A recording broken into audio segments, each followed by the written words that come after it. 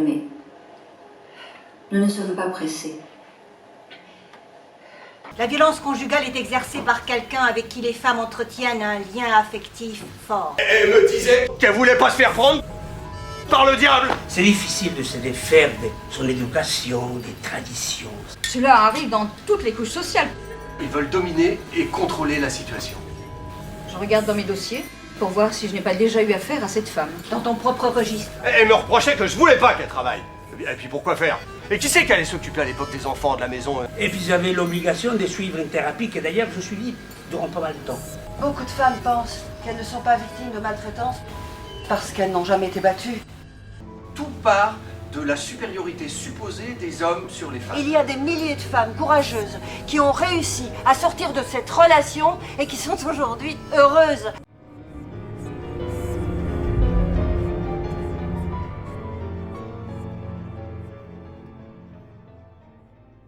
La femme est l'oubli de ce qui passait. Elle est systématiquement normalement télérante. Ça va tout le temps, mais il y a une convention en tout cas qui dit qu'on doit avoir ces enfants, ce qui permet de contacter les femmes. On n'arrêtera pas de leur rappeler que leur papa a maltraité leur mère. Jusqu'où on peut réagir en fait, parce que c'est vrai que c'est pas évident de pouvoir aider une personne, de pouvoir aller jusqu'au bout. Donc c'est vraiment celui qui est devant, très sportif sur son vélo, c'est un garçon, et les filles sont derrière, elles sont comme ça, elles sont juste jolies. Et ça, ce projet-là, on voudrait continuer, on va le poursuivre. La pièce que j'ai vue, elle est très intéressante et je crois que c'est dommage qu'il n'y ait pas beaucoup d'hommes. Parce que je trouve que ça s'adressait aussi aux hommes.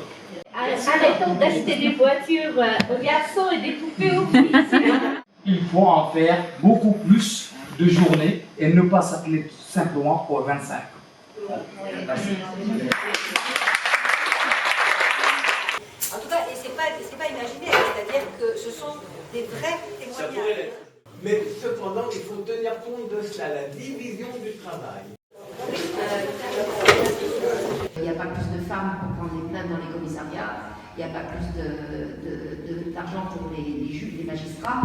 Elles n'osent pas accéder à des postes supérieurs. Donc je pense que les femmes doivent se libérer et oser aller plus loin. Conjointement, hommes et femmes, c'est un combat de tous.